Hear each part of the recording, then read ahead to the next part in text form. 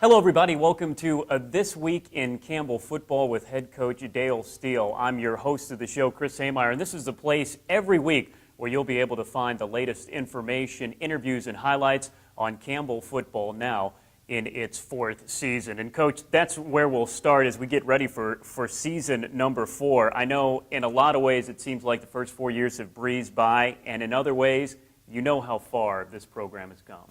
Coming off a long way from the beginning to where we are today, and it does seem like it's passed fast. It seems like that these fifth-year seniors were only coming in here yesterday, and now they've been here 5 years. But it's been an exciting time for this university and for this program to see it grow the way it has in the short period of time.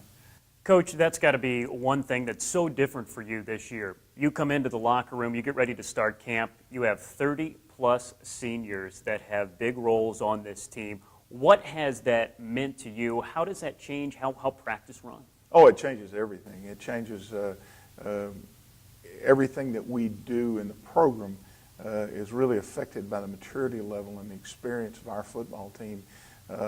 We see such dramatic differences in the way that we conduct ourselves in meetings, in the locker room, in our preparation, just the smoothness of school starting with a group of seniors as opposed to a group of freshmen or sophomores or younger players. It minimizes the distractions, and it keeps us focused on what we need to do once we get over here, which is prepare for football games. You have all these seniors, and of course, they mean so much to you in practice in the locker room, but on the field, these are guys that have been a part of this program for 4 years. These are guys that have been starting for 4 years. Who are some very familiar names, faces, and numbers that Campbell fans will recognize? It'll have another big part in your offense and defense. Well, there are actually about 25 of them. As you look around, there are 25 of them that are playing vital roles in what we're doing that have been here. You know, when you look at the offense, Harrison Jordan, who's been here from day one at receiver, and Paul Constantine, who is a senior, who's a fourth-year senior, who's played since he was a freshman. You look at the offensive line, which is a strength of this football team. Sam Issamora and Brandon Burt have played next to one another since they came here as freshmen.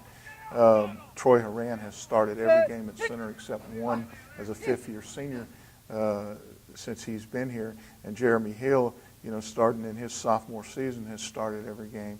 You look at the running backs, and you've got Carl Smith and Jordan Kramer and C.J. Oates, who have all been here for 5 years. And those are all kids that have done a tremendous job of. They've been part of the offense growing to what it is. When you start off with a young group, you never give them the whole pie. You just give them a piece of it. And what we did was we gave them a piece of pie, and every year we've been able to expand and add to the offense. And defensively, you've got guys that Randall Herring, who's played a number of games, and Jeremiah Robinson, who's played from the get-go here and has been here 5 years up front on the defensive line. Torian Lynch, who's a young player up front, but he's been here for a while. Milton Brown, and Chris Price, who are fifth-year seniors who've been in this program since day one. And it's really an experienced group. Adam Willits, who's a kicker, and Ted Moore, who is our punter, who one's a fifth-year senior, the other one's a fourth-year senior. So when you look around, those guys have played a lot of football in a very short period of time. This is also a team where, as you say, you're adding different things, you're changing things. On defense in particular, people are going to notice a little bit of a difference formation from the 4-3 to the 3-4. Describe why you guys went to that and what effect it'll have. Well, I think it allows us to be a lot more athletic on the football field. This was a place where out of necessity, we made a change. We didn't have as many defensive linemen. We had gotten some defensive linemen hurt. Freddie Shine, who was a fifth-year senior, who we expect to come back before the year's over, but he hurt himself in spring practice, and we were down in the number of defensive linemen that we had available to us. But we looked around, and we had a lot of linebackers. We had a lot of guys that were very athletic, who could run, that were anywhere from 195 to 215, 220. It allowed us to be more athletic on the field. It gives people a different look. Not a lot of people see a 3-4 anymore.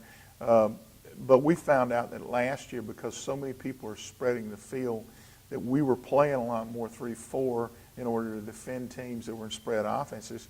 So it was really just a matter of shifting from a 4-man front as a base to a 3-man front. We'll still be able to get in our 4-man front, but it allowed us to be more athletic, to be more diverse on the field with increased athleticism and ability to run and change directions, and able to disguise some things better. We will see that new defense coming up soon. Your 11-game schedule starts this weekend. Saturday, a night game up in Norfolk, Virginia at Old Dominion. It's a place you're familiar with. It's a team you're familiar with, but quite a task for the first game of the season. It is a challenge. You know, Old Dominion has come in and they started their program 1 year behind ours. And I remember the CAA. We went up there the first year and played in front of 19,000 people their first year up there. It was a heck of a football game. It went into the fourth quarter. Last year we did not play well against them, but it is a challenge. It's a great environment, and it's the reason you play the game is to be in those environments and have those challenges. And it's exciting for our football team to be able to go up there and compete against a program that started up and has had a great deal of success as a startup program. And a lot of, just like you, guys that have been starting since they were freshmen, and especially they have a quarterback that you know well that's on the Walter Payton Award list. He is a main weapon for their offense. Thomas DeMarco is a great player. Of course, he's a California junior college player who came in and has just done a tremendous job of starting their offense for them. And he's played, I think, most every snap since they started. So he's very talented, but he's also very experienced in their system and what they want to do. They've got a fine offensive football team.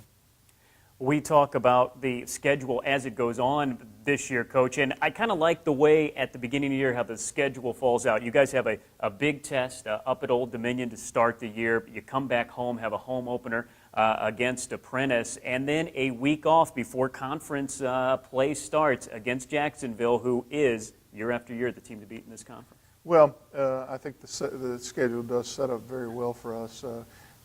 We're excited, of course, to go to Old Dominion and in that environment and to be able to open the season in a night game up there against one of the better football teams in FCS. We come back here and open up in front of our fans and get an opportunity for our crowd to see what our football team is all about this year. And then we get a break before we get into conference play. And Jacksonville and Campbell has developed into a very competitive game.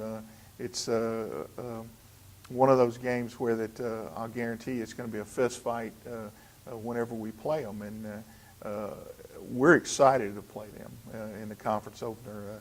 I think people would tell you they'd rather wait to have to play the toughest team in the conference. I tell you, we're ready to go after them because that's where we want to be. And when you want to be there, that challenge right out of the box is going to tell us where we are as a football team and what we've got to do to get to the top of this conference. That home opener against the Apprentice Builders, then followed by Jacksonville, as there will be home games this year, and that is September 10th for the home opener. Season tickets still available to come out and support Campbell. When we come back after the break, we will take a closer look at maybe some of the new names and faces that you will get familiar with soon, as This Week in Campbell Football continues.